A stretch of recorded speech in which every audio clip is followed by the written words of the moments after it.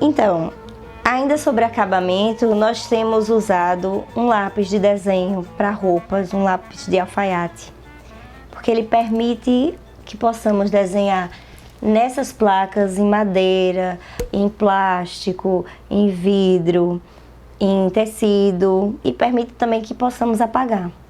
Não é algo que vá dar um grande problema. Isso se a gente fizer com esse lápis ou se a gente fizer com lápis grafite também. E é até bom que a gente faça com lápis, porque havia uma opção de fazer com carimbo de números, os símbolos, ou fazer com caneta, ou fazer com algum outro meio que não seja fácil de sair. Mas a gente pode errar, acontece de errar, da gente desconcentrar, da gente estar pensando em outras coisas e trocar os números, trocar os símbolos, o que a gente for usar. Então, esse lápis de desenho para alfaiate, ele permite que apague, sem grandes problemas. E aí é bom que a gente faça, na verdade, essas linhas guias eu costumo apagar antes de começar a bordar. Eu prefiro, porque eu tenho menos trabalho depois.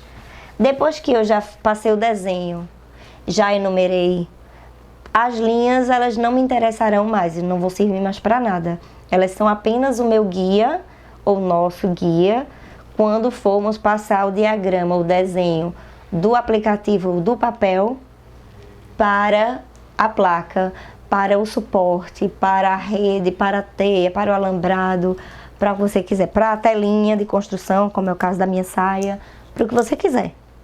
É bem livre mesmo.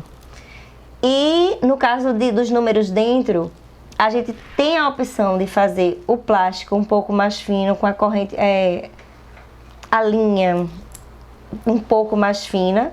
E nesse caso é necessário que apaguemos, claro.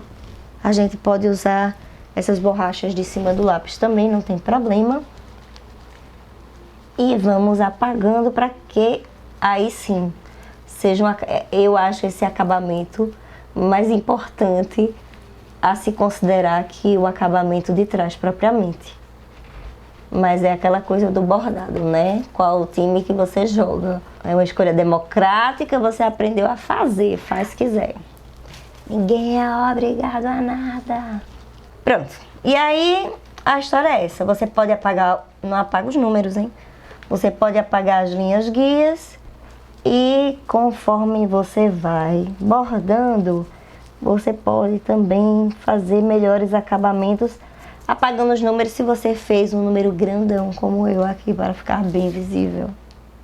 No caso da gente, estamos usando madeira, é uma placa de Eucatex perfurada e não é um produto que possa receber água, líquidos sem nenhum problema, ela precisa ser impermeabilizada. Eu sugiro uma resina líquida à base d'água, porque ela é menos poluente, ela é mais fácil de lavar. Ela é muito boa, ela é um pouco mais cara comparada ao verniz.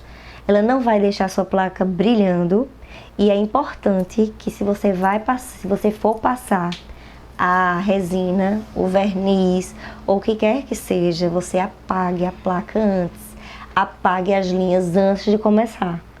Então, se for o caso de passei os números para cá, para o diagrama, com as linhas guias que eu já tinha feito no começo, para poder não me perder, passei os números, apaga as linhas, o máximo que você conseguir, porque sim, a gente vê que ela fica aparecendo, ó. E aí nós vamos apagando todas as linhas mesmo, antes de impermeabilizar a placa, uma vez que depois feito, não tem como a gente apagar. E vai ficar com acabamento aí sim, feio.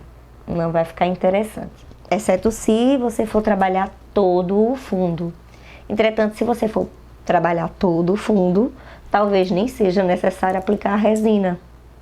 Porque é plástico que vai envolver a madeira.